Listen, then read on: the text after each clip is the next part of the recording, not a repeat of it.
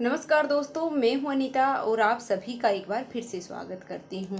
दोस्तों, हिंदू धर्म में अमावस्या तिथि का विशेष ही महत्व माना जाता है। हिंदू पंचांग के अनुसार हर महीने के कृष्ण पक्ष की 15वीं तिथि अमावस्या तिथि है, वो कहलाती है। इस समय हिंदी कैलेंडर के अनुसार भाद्रपद का महीना चल रहा है। ऐसे में भाद्रपद महीने में पड़ने वाली अमावस्या को पिठोरी अमावस्या या कुश ग्रहणी अमावस्या के नाम से भी जाना जाता है। इस दिन व्रत करने और अन्य पूजन कार्य करने से पितरों की आत्मा को शांति मिलती है। शास्त्रों के अनुसार अमावस्या तिथि के स्वामी पितृदेव होते हैं। भाद्रपद महीने में पड़ने वाली अमावस्या है, इसलिए भी विशेष होती है क्योंकि इस अमावस्या पर धार्मिक कार्यों में पवित्रता लाने के लिए कुशागास को एकत्रित किया जाता है, ग्रहण किया जाता है, इसलिए इसे कुश ग्रहणी अमावस्या या पिठोरी अमावस्या कहते हैं। हमारे सनातन धर्म में जितने भी धार्मिक कार्य हैं, चाहे वह श्राद्ध संबंधित हों या फिर पूजा पाठ से संबंधित हों, वो पवित्रता बनाए रखने के लिए कुशा का प्रयोग है वो किया जाता है। कुशा ग्रहणी अमावस्या पर कुशा प्राप्त करने के लिए यानी उखाड़ने के लिए ओम हुम पट स्वाहा मंत्र का उच्चारण है वो करना चाहिए। इस बार भादवे महीने की अमावस्या तिथि है वो सोमवार के दिन पड़ रही है, तो ऐसे में इस अमावस्या को सोमवती अमावस्या भी कहते हैं, जिससे कि इस दिन का महत्व और अधिक है वो बढ़ जाता है। सोमवती अमावस्या के दिन पूजा पाठ, धार्मिक कार्य, पितरों से निर्मित धर्म कांड आदि कार्य करने पर विशेष फलों की प्राप्ति होती है। जहाँ पवित्र कुश के प्रयोग से पितृ कार्य है वो पूर्ण किए जाते हैं, वह धार्मिक कार्य भी पूर्ण सफल प्रदान करेंगे। धार्मिक ग्रंथों के अनुसार हिंदू धर्म में कुश ग्रहणी अमावस्या सबसे अधिक फल प्रदान करने वाली होती है।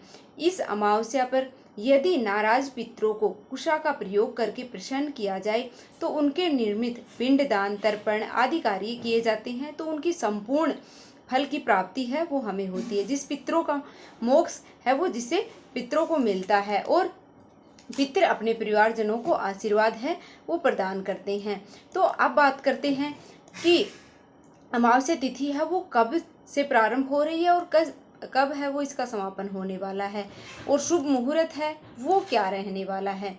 तो भादो मास की जो अमावस्या है वो 2 सितंबर यानी कि सोमवार के दिन सोमवती अमावस्या है। इस बार अमावस्या का व्रत सुबह से प्रारंभ होकर के और रात की पूजा करने के बाद समाप्त हो जाएगा।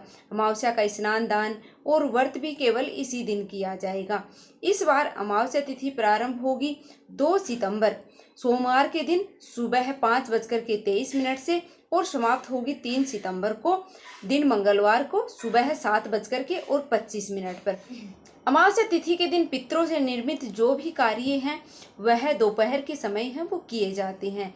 इस बार अमावस्या तिथि पर शिव और श्राद्ध योग है वो बन रहे हैं, जो कि बहुत ही शुभ फलदायी माने जाते हैं। शिव योग प्रारंभ होगा 1 सितंबर रविवार को शाम को 5:50 पर और समाप्त होगा 2 सितंबर सोमवार को 6:19 पर।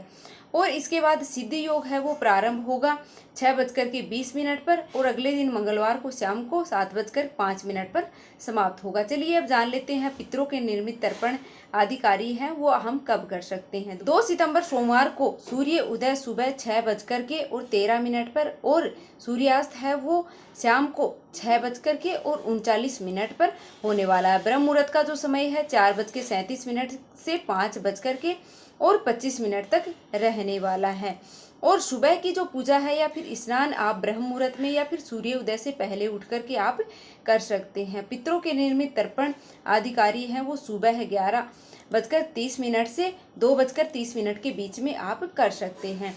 राहु काल है वो सुबह 7:30 से 9 बजे तक रहने वाला है। राहु काल में आप किसी भी तरह का कोई नया कार्य है वो प्रारंभ नहीं करना चाहिए आपको। लेकिन राहु और केतु ग्रह की शांति के लिए आप राहु के समय में दान है वो आप कर सकते हैं, कोई खास उपाय आप कर सकते हैं। सोमवती अमावस्या अपने आप में सभी मनोकामनाओं को पूर्ण करने वाली और बहुत ही शुभ फल प्रदान करने वाली अमावस्या मानी जाती है। सोमवती अमावस्या के दिन आप पितरों को तृप्त करने के लिए तर्पण कर सकते हैं। यह तर्पण आप स्नान करने के बाद में आप कर सकते हैं। पितरों के लिए तर्पण जल, सफेद फूल, काले तिल और कुशा से आपको है वो करना चाहिए कि पितृलोक में जल की कमी होती है, इसलिए तर्पण करके पितरों को तर्पित किया जाता है। सोमवती अमावस्या का व्रत रखकर भगवान शिव और माता पार्वती की पूजा है वो विधि विधान से करनी चाहिए। भगवान शिव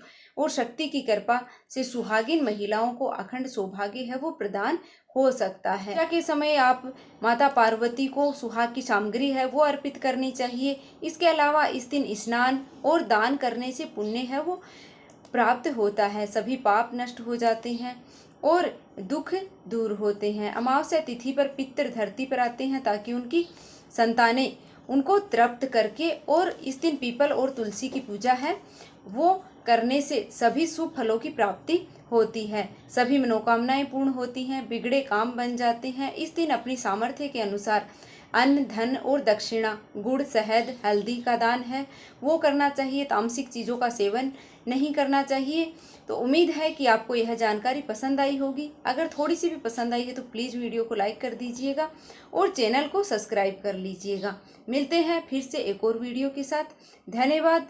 भगवान भोलेनाथ की कृपा आप और आपके परिवार पर हमेशा बनी रहे।